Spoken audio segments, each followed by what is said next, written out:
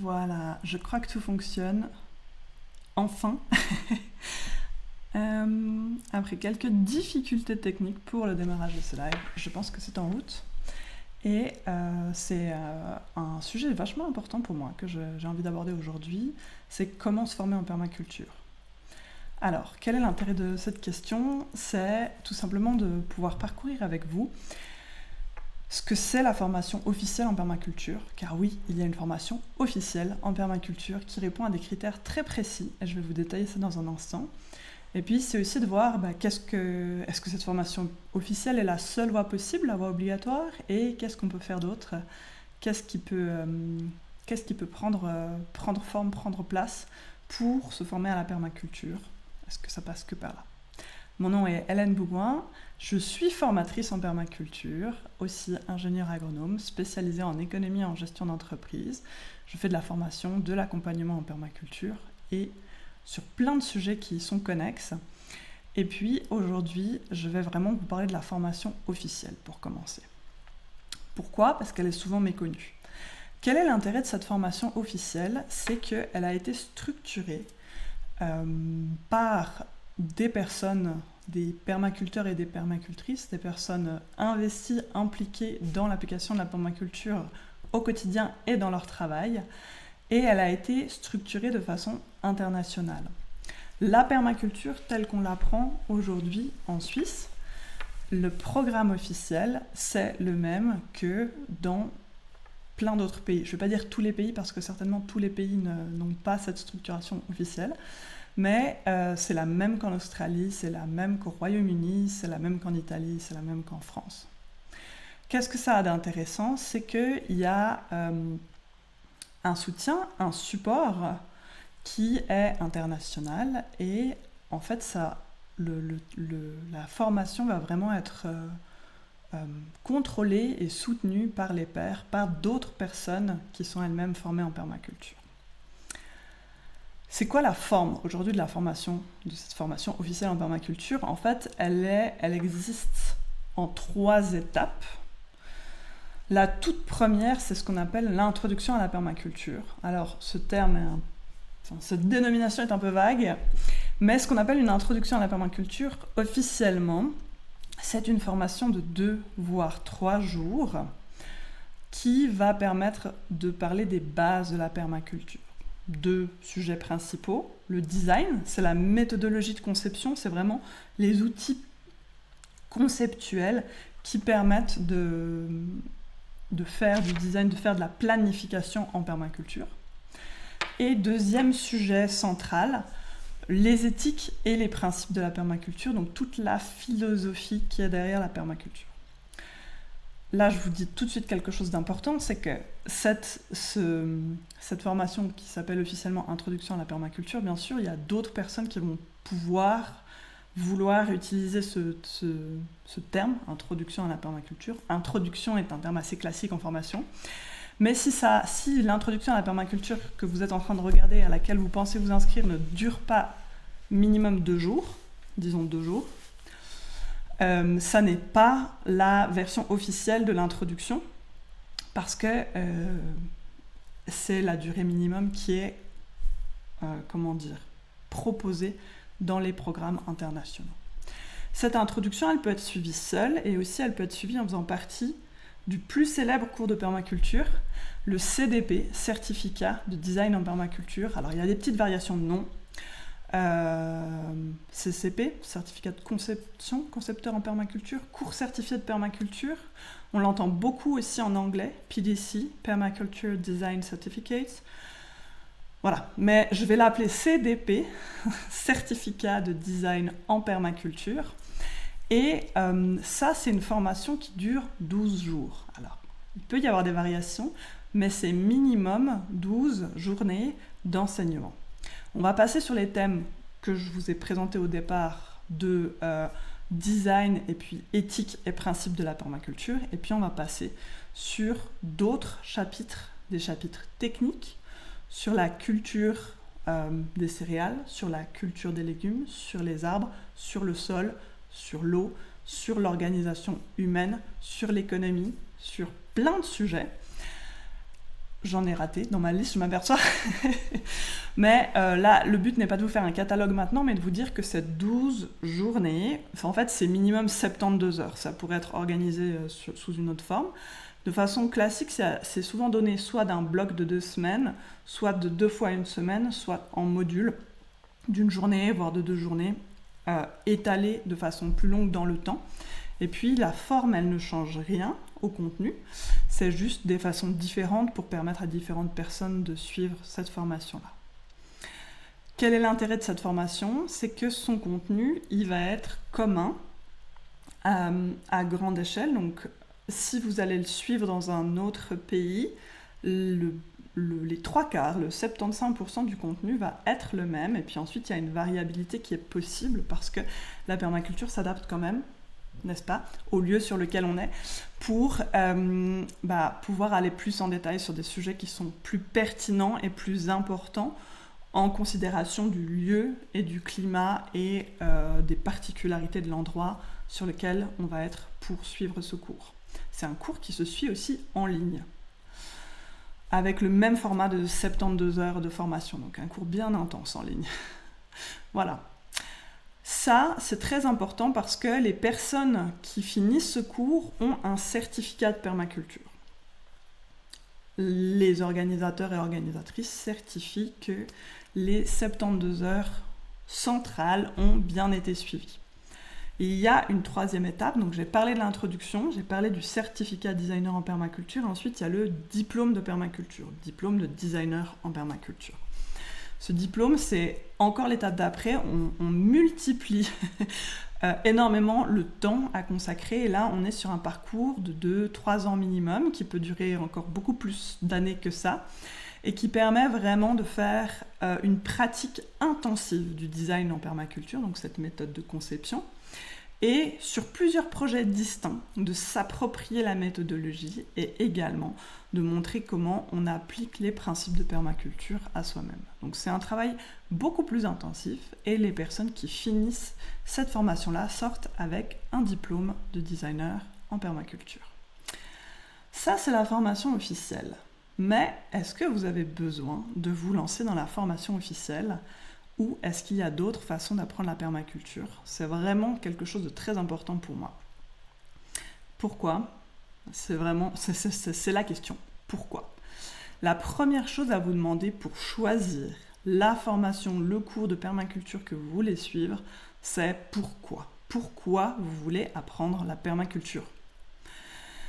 Et bien sûr, ce serait plus facile si on était en face à face pour vous donner des indications. D'ailleurs, je donne des consultations individuelles si vous avez envie de me parler de votre projet pour avoir du soutien, des conseils et de l'aide pour le développer. Mais ici, en live, je vais vous dire qu'il y a plusieurs, disons, grandes catégories de réponses. Si votre réponse ne rentre pas du tout dans une de ces catégories, vous pourrez me dire en commentaire pourquoi vous voulez apprendre la permaculture, puis je vous donne volontiers des indices sur ce que je pense qui est le mieux à faire pour ce cas de figure-là. Mais il y a des personnes qui se sentent vraiment appelées par le concept et qui ont envie d'aller plus loin, qui sentent que c'est peut-être une philosophie, une façon de faire qui pourrait leur correspondre, qui pourrait leur permettre de développer leur projet, peut-être leur jardin, peut-être d'aller plus dans le sens de l'écologie au quotidien. Ce genre d'élan, d'attrait un peu général, pour moi, il correspond hyper bien avec la formation officielle en permaculture, qui va répondre, qui va en fait, en faisant un CDP, vous allez voir tout un panel de ce qui existe en permaculture et aussi connecter avec des personnes localement. Et ça, c'est vraiment très très intéressant pour réaliser ce projet. Donc, si vous avez un appel un peu global, j'irai directement vers la formation officielle. Deuxième raison d'aller vers la formation officielle, c'est que si vous voulez pratiquer la permaculture comme designer, donc en faisant des projets, en créant des jardins, des fermes, des entreprises pour d'autres personnes, en enseignant ou encore qu'est-ce que c'est la troisième possibilité? En accompagnant d'autres personnes sur les sujets officiels de la permaculture. Dans ce cas-là, il vous faut une formation officielle. Donc, j'irai aussi de ce côté-là. Enfin, il vous faut une formation officielle, je vais le préciser ici, il vous faut rien du tout. Le terme permaculture n'est pas protégé. Je vous parle de comment faire au mieux pour avoir les bonnes connaissances. C'est de passer par le parcours officiel qui va être vérifié par des pairs et vous risquez pas de tomber sur quelqu'un qui va rien vous apprendre en utilisant le terme permaculture. Donc pour ça, vous pouvez vérifier que les personnes qui organisent les CDP, les certificats designers en permaculture, sont diplômées, qu'elles possèdent le diplôme de permaculture. Vous pouvez leur demander leur diplôme, avec lequel on fait voir le papier en lui-même, pour vous assurer que vous êtes bien dans le circuit officiel. Si vous-même, vous voulez plus tard jouir de ce circuit officiel et l'utiliser. Maintenant, il y a des bonnes raisons aussi de ne pas aller vers le circuit officiel, en tout cas de ne pas y aller en priorité, parce que je trouve qu'il est toujours très intéressant. C'est si ce que vous voulez profondément, la raison pour laquelle vous voulez apprendre la permaculture, c'est quelque chose de très technique qui vous appelle. Vous voulez transformer votre jardin, vous voulez résoudre un problème spécial avec vos cultures, vous voulez, je sais pas, cultiver et conserver un certain type de production. Ou encore, peut-être c'est l'aspect humain de la permaculture qui vous attire, mais spécifiquement, vous avez une problématique derrière la tête, par exemple, réorganiser l'association dont vous êtes responsable, dont vous êtes peut-être président-présidente, pour avoir un fonctionnement horizontal et utiliser les principes de la permaculture. Si vous avez une problématique précise, et notamment une problématique technique autour de l'agriculture, du jardin ou de l'alimentation en général, parfois c'est plus intéressant de vous diriger vers un cours qui n'a pas une étiquette permaculture, mais qui va répondre à ce besoin-là. Il y a beaucoup de choses qui sont connexes à la permaculture et qui viennent l'enrichir, et on n'a pas forcément besoin d'être au milieu du processus officiel pour développer ses connaissances, par exemple en culture maraîchère associée. Il y a des cours dans le cursus, en formation continue agricole qui vont permettre de développer ces connaissances-là. Il va y avoir des cours, je sais pas, sur la conservation, la lactofermentation des légumes, peut-être c'est ça dont vous avez besoin aujourd'hui. Inutile de chercher l'étiquette permaculture et aller peut-être chercher ce qui résout directement et le plus directement possible votre problème. Idem pour la gouvernance partagée et distribuée ou toute autre problématique assez spécifique que vous avez. Dans ces cas-là, je pense que ce que je ferais à votre place, ce serait vraiment de chercher une formation ou un groupe de personnes qui développent ce sujet qui vous intéresse pour pouvoir apprendre de ces personnes. Alors, formation, ça peut être une formation littéralement organisée, et puis vous achetez la formation, vous y présentez, vous repartez avec le savoir, facile et efficace. Après, on apprend aussi très très bien par imprégnation, donc peut-être que vous pouvez aller travailler pour quelqu'un, même travailler bénévolement pour apprendre des choses de cette personne.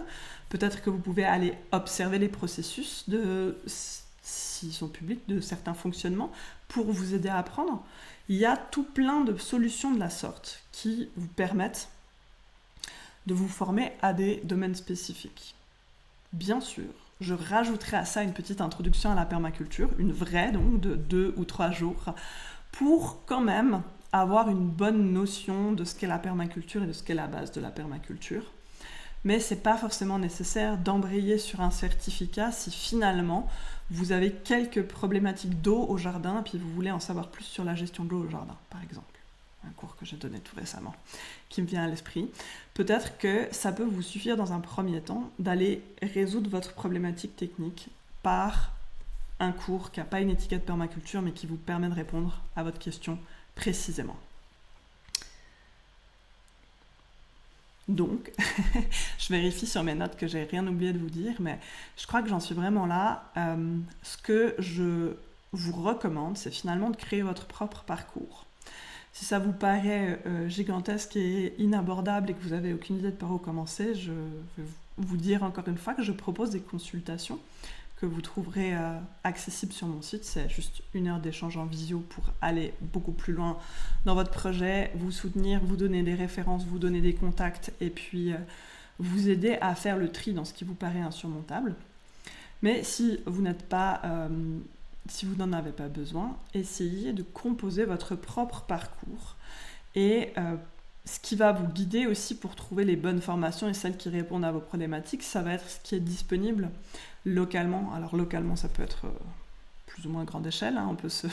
On peut se déplacer un peu sans autre, mais c'est toujours très intéressant de voir ce qui se fait autour de chez soi, ce qui est proposé, et qui va peut-être vous permettre de rencontrer aussi des personnes, parce que finalement, ce lien humain, ce réseau humain que vous pouvez créer et démarrer de cette façon-là, ou enrichir évidemment, il est extrêmement pertinent pour augmenter vos connaissances, vos savoir-faire et vos compétences par la suite en retournant peut-être échanger, peut-être participer à des activités chez d'autres personnes, peut-être les inviter chez vous.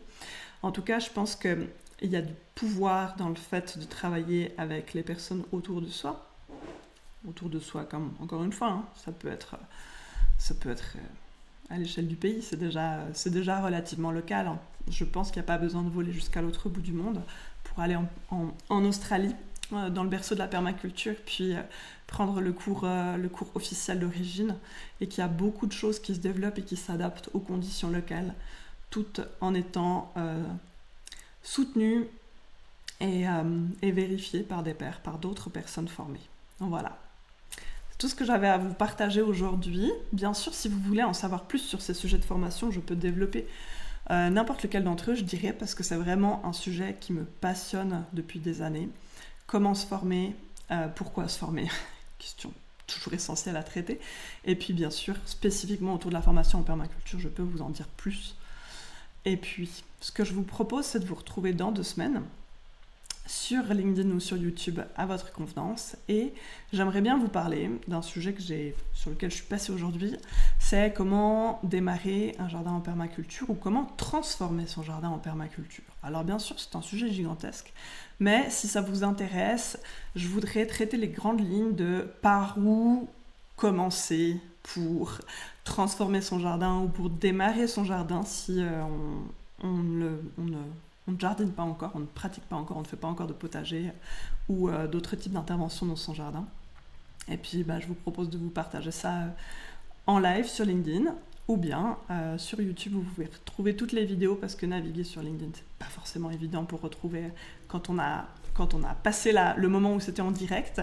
Mais sur la chaîne YouTube de Permaculture Pro, vous retrouvez toutes les vidéos que j'enregistre ici, et puis vous pouvez les naviguer beaucoup plus facilement. Voilà, c'est tout pour aujourd'hui. Toute bonne journée.